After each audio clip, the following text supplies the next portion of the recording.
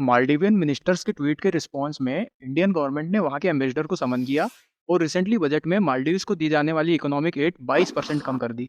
इससे कहते हैं एक मेच्योर और डिप्लोमेटिक रिस्पॉन्स, ना कि एक कैंपेन चला के खूब हल्ला मचाओ और उसका इम्पैक्ट हो 0/सन्नाटा। पिछले 20 दिनों में लगभग 10,000 इंडियंस मालदीव्स गए हैं। एक्सट्रापोलेट करो तो इस साल भी 1,80,000 इंडियंस वहां जाएंगे। ये इफेक्टिवनेस है बॉयकॉट मालदीव्स कैंपेन की। तो क्या मैं ये कह रहा हूँ कि हमें उन मिनिस्टर्स के ट्वीट के अगेंस्ट कोई एक्शन नहीं लेना था? यार डेफिनेटली लेना था, लेकिन उनके अगेंस्ट जिन्होंने वो ट्वीट किए, ना कि मालदीव्स की पूरी जनता के अगेंस्ट। आपने नोटिस किया कि वो तीनों मिनिस्टर सस्पेंड तो हो गए, लेकिन अपॉलॉजी नहीं आई। इतना बड़ा कैंपेन किया, लेकिन जो असली कल्प्रिट थे उनसे एक अपॉलॉजी भी नहीं ले पाए। इट शोज कि ये कैंपेन इनफेक्टिव तो था ही, मिसडायरेक्टेड भी था।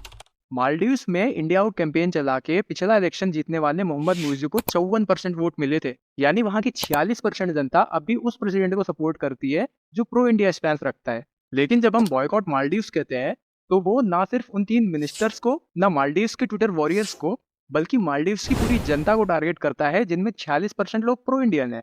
नाउ एज्यूम आप अगर किसी कंट्री को सपोर्ट करते हो और वो आपके अगेंस्ट बॉयकॉट कैंपेन चलाए, तो आपको उस कंट्री के अगेंस्ट खड़ा करना कितना आसान हो जाएगा। इस इशू पे हमारा ये इमोशनल रिएक्शन मुइज़्ज़ू को एक और मौका देता है मालदीव्स की जनता को इंडिया के अगेंस्ट खड़ा करने का, कि देखो इंडिया से तुम्हारे अगेंस्ट बॉयकॉट कैंपेन चला रहे हैं। और अगर वो ये नैरेटिव बिल्ड करने में कामयाब हो जाता, तो मालदीव्स में प्रो इंडियन गवर्नमेंट का आना और मुश्किल होता। फिर जो देश पूरे इंडियन ओशियन में सबसे स्ट्रेटेजिक लोकेशन पे है, वहां पर इंडिया का इन्फ्लुएंस और प्रेजेंस खत्म और डोमिनेंस होती चाइना की। हालांकि ऐसा हुआ नहीं, वहां इम्पीचमेंट की बात चल रही है, लोग मुइज़्ज़ू के अगेंस्ट खड़े हो रहे हैं। लेकिन ये सोचने की गलती मत करना कि ये सब हमारे बॉयकॉट कैंपेन की वजह से हो रहा है। इसका क्रेडिट वहाँ की अपोजिशन पार्टी को जाता है, वो जनता को मुइज़्ज़ू के अगेंस्ट मोबिलाइज करने में सक्सेसफुल रहे। लकीली बॉयकॉट मालदीव्स कैंपेन का नेगेटिव इम्पैक्ट नहीं पड़ा, लेकिन तब भी जिस तरह से ये कैंपेन चलाया गया, दैट वाज डम एंड फुलिश। अभी डाउट आएगा कि वो भी तो इंडिया आउट कैंपेन चला रहे थे, और मालदीव्स ग्लोबल फोरम पे कई बार इंडिया के अगेंस्ट रहता है। यार ध्यान से सुनो, 2 पॉइंट है यहाँ। पहला, हाथी चले बाजार वाला मुहावरा सिर्फ पढ़ो मत, अप्लाई भी करो। अगर हम उनके अगेंस्ट बॉयकॉट मालदीव्स कैंपेन नहीं चलाते, तो उनका ट्विटर कैंपेन आके चला भी जाता, किसी को पता भी नहीं चलता। Even India out campaign global stage पे हाईलाइट भी इसीलिए हुआ क्योंकि हमने रिएक्ट किया। दूसरा, डिप्लोमेसी में कभी भी जैसे को तैसा जवाब नहीं दिया जाता। यहाँ हर एक्शन के पीछे एक विजन और बिगर पिक्चर होती है कि क्या एक्शन हमारे लार्जर इंटरेस्ट में है। एग्जाम्पल से समझो, रशिया यूक्रेन वॉर में इंडिया ने रशिया को सपोर्ट नहीं किया, और जो कुछ स्टेटमेंट दिए इनडायरेक्टली वो रशिया के अगेंस्ट थे। इसराइल फलस्तीन इशू में इंडिया ने यूएन के उस रेजोल्यूशन के फेवर में वोट किया था जो फलस्तीन स्टेट की डिमांड को रिकॉग्नाइज करता है। अब ये दोनों देश या तो मुंह फुला के बढ़ जाते कि इंडिया हमारे अगेंस्ट जा रहा है, या वो ये समझते हैं कि इंडिया के इस एक्शन से इस इश्यूज पर कोई बहुत मेजर इफेक्ट नहीं पड़ेगा, तो इस बात के लिए टिट फॉर टैट अपना के अपने रिश्ते क्यों खराब करना। अब मालदीव्स वाली कंट्रोवर्सी में हमारा इंटरेस्ट किस चीज में है? अपनी ईगो को बूस्ट करने में, या फिर मालदीव्स में अपना प्रेजेंस और इन्फ्लुएंस बनाए रखने में, ताकि इंडियन ओशियन में चाइना के प्रेजेंस को बढ़ने से रोका जा सके? गौर करो तो इंडियन गवर्नमेंट ने भी यही किया है। फिर इस मुद्दे को इतनी हवा कहाँ से मिली? इसे समझने के लिए आपको ये देखना पड़ेगा कि इस कैंपेन को चला कौन रहे थे। इन्फ्लुएंसर्स ऑन यूट्यूब, मीडिया और बॉलीवुड सेलिब्रिटीज। इन शॉर्ट वो लोग जिन्हें डिप्लोमेसी का डी भी नहीं आता, ना तो इन्हें पता है और ना ये केयर करते हैं इंटरनेशनल रिलेशंस की। वहां के पार्लियामेंट में झगड़े हो रहे हैं, माले की मेयर का इलेक्शन कौन जीता, मालदीव्स डूब जाएगा 2050 तक, एक महीने पहले कौन देखता ये सब? लेकिन इस कैंपेन ने लोगों के मन में मालदीव्स के अगेंस्ट नफरत भर दी है, तो लोग इंटरेस्टेड हैं उनके डाउनफॉल से रिलेटेड वीडियोस देखने में। इंडिया के पार्लियामेंट में क्या चल रहा है नहीं मालूम, लेकिन मालदीव्स के पार्लियामेंट की खबर हमारे लिए बहुत जरूरी है। ये आउटकम है बॉयकॉट मालदीव्स कैंपेन का।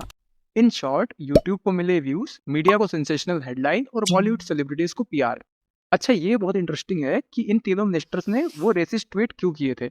समझो इस बात को। अगर कोई इंसान एक ऐसे पोजीशन को पाना या मेंटेन रखना चाहता है जिसके लिए वो इनफ कॉम्पिटेंट नहीं है, तो वो बाकी तरीके अपनाता है। जैसे एक एम्प्लॉय को अगर उसका काम ढंग से नहीं आता तो अपने बॉस की चाटेगा। किसी को मूवीज में आना है लेकिन एक्टिंग नहीं आती, तो वो अपना कनेक्शन लगाएगा। इस केस में मिनिस्टर्स की कॉम्पिटेंसी है कि वो अपने देश का वेलफेयर इंश्योर करने के लिए अच्छी पॉलिसीज लाए और इम्प्लीमेंट करवाए, एक बेहतरीन ओरेटर हो और उससे भी बेहतरीन लीडर। ये सारी चीजें होगी तब जनता आपको पसंद करेगी और वोट देगी। लेकिन अगर उस पॉलिटिशियन में वो क्वालिटीज नहीं है, तो फिर वो बाकी हरकतें करेगा जिससे जनता का सपोर्ट जीता जा सके। और इस बात में कोई दो राय नहीं है कि मालदीव्स में दोनों तरह के लोग हैं, इंडिया को फेवर करने वाले और इंडिया से नफरत करने वाले।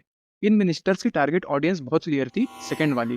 बिकॉज नफरत करने वाले लोग अक्सर कॉम्पिटेंसी को इग्नोर करते हैं और उन चीजों पे ज्यादा यकीन करते हैं जो उनके बिलीफ सिस्टम को स्ट्रॉन्ग करती है, और ऐसे लोगों को सपोर्ट भी करते हैं। और ऐसे इनकॉम्पिटेंट पॉलिटिशियंस मालदीव्स में ही नहीं, हर जगह हर पार्टी में एग्जिस्ट करते हैं। नजर खोल के रखो, आसपास बहुत सारे दिख जाएंगे। एक बड़ा मिसकंसेप्शन, मालदीव्स के लोगों ने इंडिया आउट कैंपेन को सपोर्ट क्यों किया?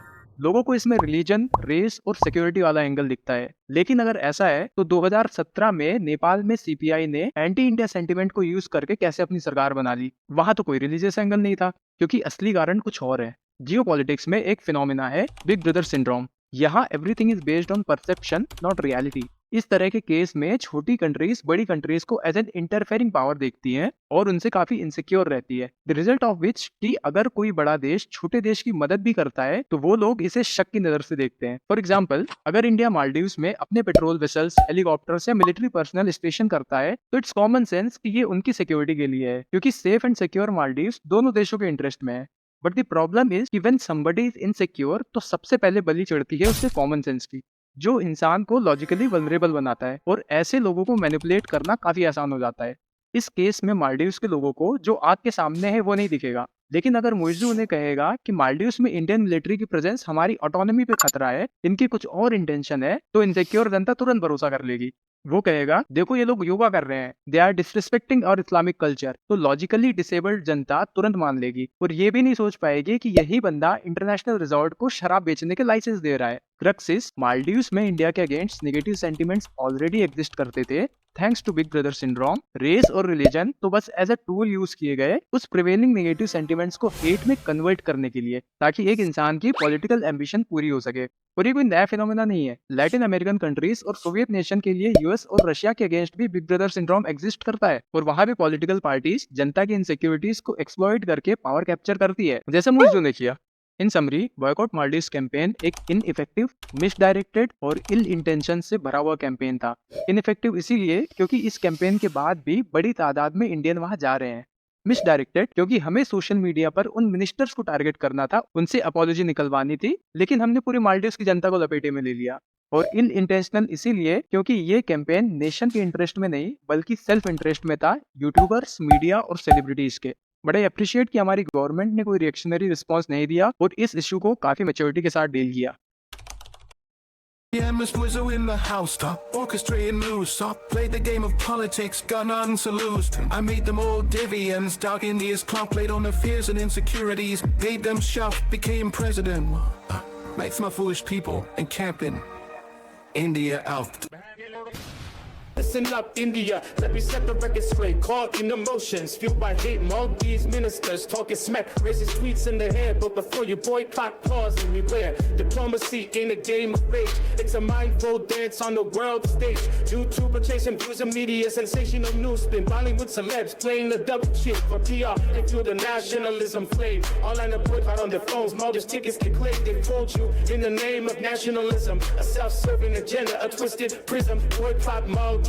They shout on screens, but it's a plot, a deceptive scheme. They drop India, sink through the haze. Don't be paused in the self-serving maze.